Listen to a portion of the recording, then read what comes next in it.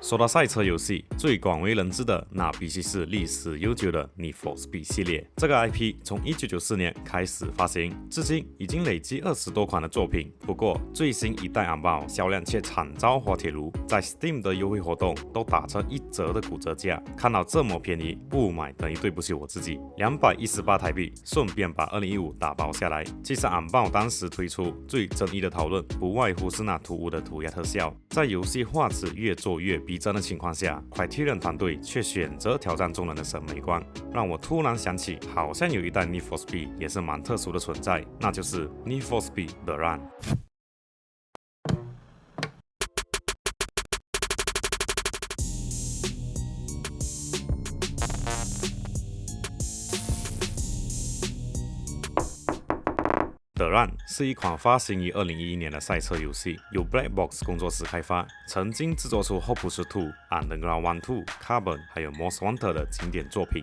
以上提到的游戏架构和内容，都是如今赛车游戏界难以超越的卓越作品。不过 The Run 的出现，再次刷新我对于赛车游戏的认知。这款赛车游戏比大多赛车游戏开放式围场赛道的模式，它更偏向于两者之间的游玩方式，通过剧情来推动竞赛的方式来呈现赛车游戏。随着剧情的过程，会将玩家带去不同的地方比赛，从西海岸 San Francisco 一路驾驶到东海岸 New York， 横跨美国3000英里的路程，与超过200名车手争夺冠军。除了正常比赛外，还有计时赛、倒计时超车、单挑对手，还有剧情脚本介入，都是这款游戏的核心玩法。在游玩的过程，像是充满竞技和威胁的公路旅行。如果有看2014年所推出的 Need for Speed 电影，就会有种既视感在，只是电影较多的是以时间竞赛和个人成长为主的公路旅行。那么在游戏开始就在加载界面介绍了主角 Jack Rowe 的背景，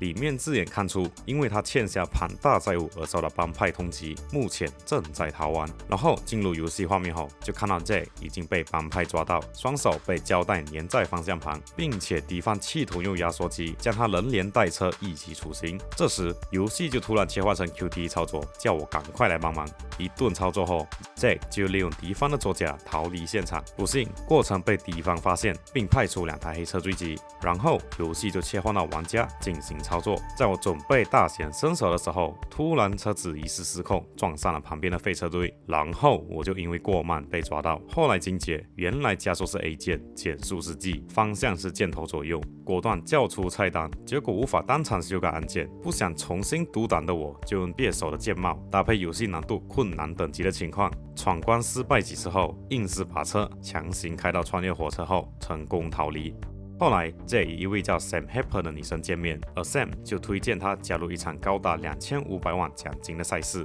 赢得的奖金用来支付欠款外，并给予她10% 的奖金，才10%，摆明就是要坑我。Purse is 25 million. Do the math. 本想拒绝，但他给的还是太多，于是 Jake 就加入这场赛事。随后标题跳出，序章结束，而真正的赛事就此开始。进入下一阶段，我们必须在3大国车厂做出选择。于是我就选择应对封面的肖比 GT500 Super Snake 作为我的首秀。刚驶出车库 ，Sam 就告知我们要以200多名的车手从西海岸 San Francisco 一路对抗到终点 New York。首要任务就是在指定时间离开市区，在经过有名的金门大桥后，进入施工地段，开上跳台后就离开市区完成任务。紧接着下一个关卡 ，Sam 就告诉我们要赶在抵达拉斯维加斯之前挤进150名，否则就将会淘汰。这个关卡目标就是在郊区超越10名车手，完成目标后排名提升到195名。就这样一路过关斩将，先后经过了 Yosemite National Park、Tioga Pass、Death Valley、Cavada Springs， 终于来到了不夜城拉斯维加斯。而这时的警方制裁手段明显增强，数量庞大的警力以及剧情强制介入下，成功把 J 拦截下来。突然游戏切换成 QTE 操作，由我来帮助 J 逃离警方的追捕，再犯下袭警、拒绝逮捕、对动物施暴、偷窃物品、未在人行道跨越马路以及造成他人财物损坏等罪名后，再借了一台 Vantage 成功逃离警方追捕。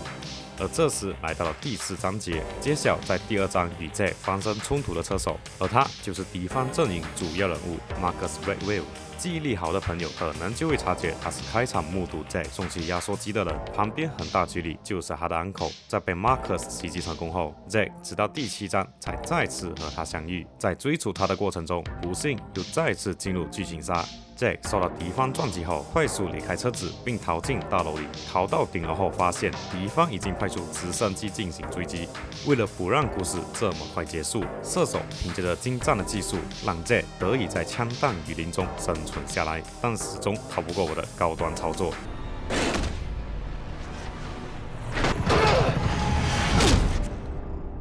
在平安落地后 ，Jack 就抢走了警方的车子。然而，敌方不断紧逼下，射爆燃油车，迫使 Jack 撞下护栏，坠落火车道上。而 Jack 也在火车迎面而来之际，逃离了坠毁的车子，并到奥迪经销商借走了拉蒂神车。到了 Cleveland， 敌方会全火力不断朝着 Jack 进行攻击。我能做的就是不停闪躲机枪的扫射，以及他们破坏造成的障碍物。过后，在系统的引导下，我进入了一座废弃大楼里，而直升机继续拔枪往大楼里面攻击。在最后危机之际，我把车开上了斜坡，并直接冲出大楼。而刚好直升机就在正前方，在撞掉它的尾部后，造成失控上墙，才结束这场闹剧。然而 Quattro 已经遍体鳞伤。得力于 Sam 的指引下，来到了老旧的车库，与一位假平民老头亲切打招呼后，就让我挑选 Tier 5级别的车辆。于是，我选择了价值3000万的918，然后我就在半分钟内撞了。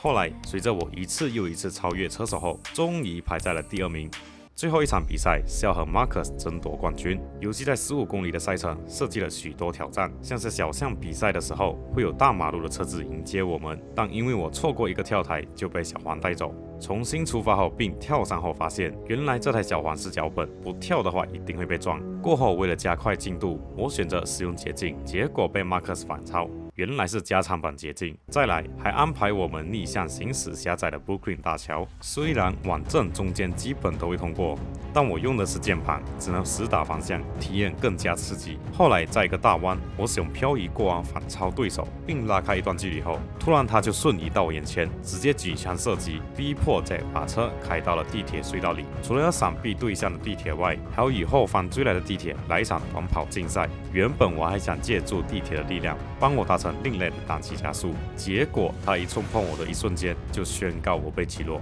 看来是我想多了。后面桥段还上演非常走避的戏码，与对向地铁擦肩而过。制作组生怕你经历一次不够爽，还特地安排多一台地铁陪你玩。最后我拖着残值不到5万的 Carrera GT 成功逃出了地铁站。这时比赛就进入尾声，在穿过港口卸货的货柜堆后，在眼前的是一大笔的指路，仿佛是要我们进行一场正式的加速赛。为了表达他对我多次的照顾，我选择把他怼到墙上去，由此来感谢他一路以来的照顾。结果我自己遭殃，尝试第2次后，终于让他一人受益。最后 Jack 成功跨过终点线，而 Marcus 不知道什么原因又腾空而起，吵闹。就这样 ，Jack 顺利在镜头前成为第1位出现的车手。偿还欠款后 ，Jack 方能在大街上自由慢行。故事的结尾就看到 Jack 正在与警方缠斗，也暗示着下一个挑战也即将到来。这款游戏是以电影的叙事方式来打造剧情，除了更加注重叙事的流畅度外，也有不少类似电影的过场镜头。不过整体而言，剧情走向单调。简单来说，就是欠反派钱，然后参加高奖金比赛来还债，期间反派会不断来搅局，最终主角获得奖金，扬长而去。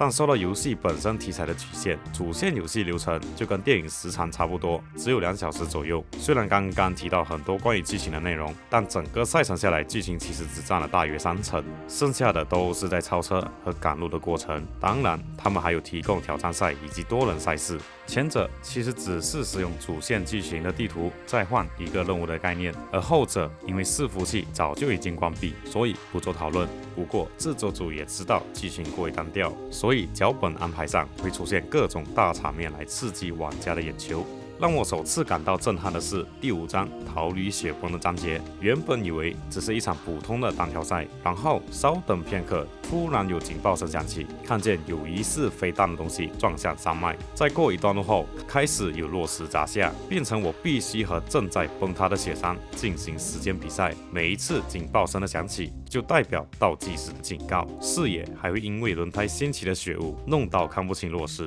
同时你还要超越一名车手，但它已经不是那么重要，因为系统会安排他去撞石头。有些章节还会让你和黑方缠斗，开车的时候会有直升机和黑车不断朝你攻击，连带导致大型建筑被破坏，需要你躲避障碍物和爆炸物，同时还要对抗黑方的攻击，逃命感拉好拉满。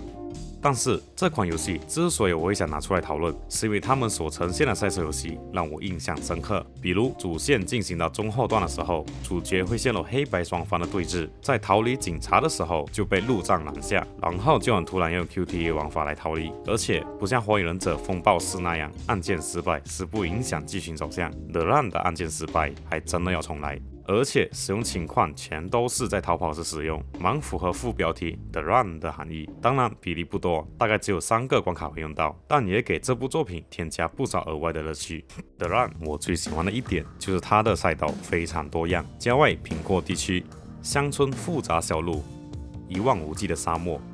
无夜城 Las Vegas、交通繁华的 New York City、9拐18弯的山路。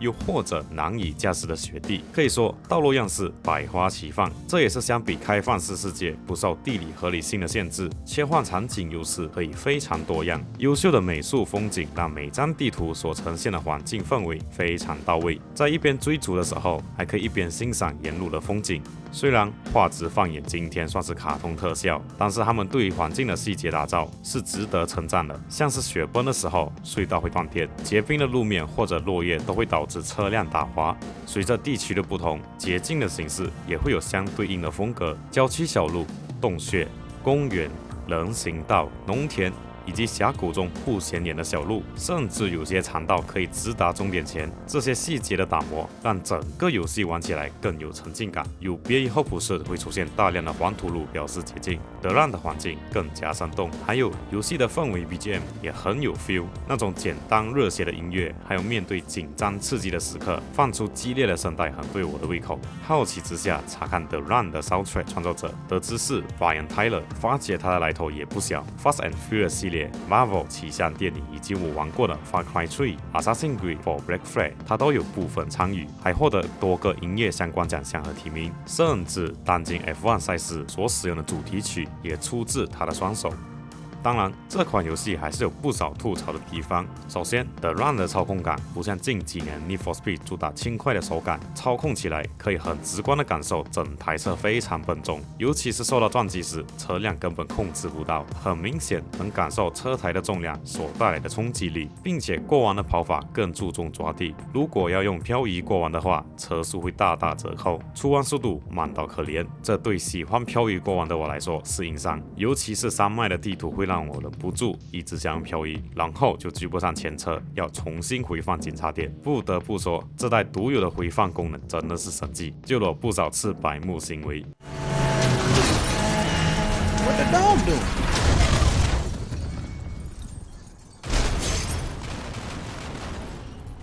这代最明显的缺点就是没有办法做到以往该系列能自由改装的特点，大部分车款只能更改预设套件，轮毂、宽体和尾翼都绑定在一起，不能做出自己风格的改装以及调整车子的性能。而且本作的车型也没有很多，重复的车型相当多，就比如 370G 就分裂成各种特仕版，性能等级从 Tier 2到 Tier 5都有。还有，因为游戏流程是公路旅行，所以中途要换车的话，是需要到加油站进行更换，但只能采用 Tier 4级别的车辆。到后期差不多剩几个关卡，就改成 Tier 5车辆比赛，要用其他级别的车辆，只能在挑战赛体验。而且加油站不是每个关卡都会有，没有固定的回合会出现。通常在开局的时候，车子都是运行当中，不过有时候转速带来的声浪会不一样，比如这个。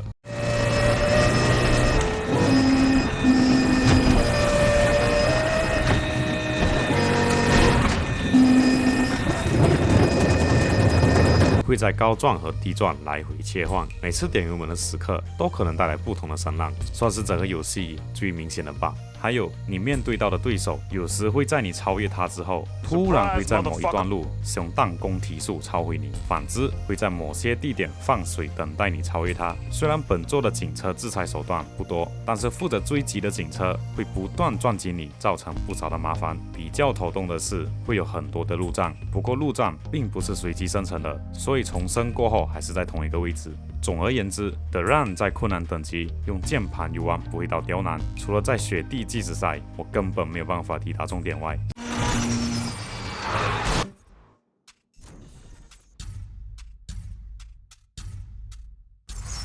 其余的关卡，只要不写我坚持用漂移过弯，还有开难以操控的车辆，就可以获得完整的电影游戏体验。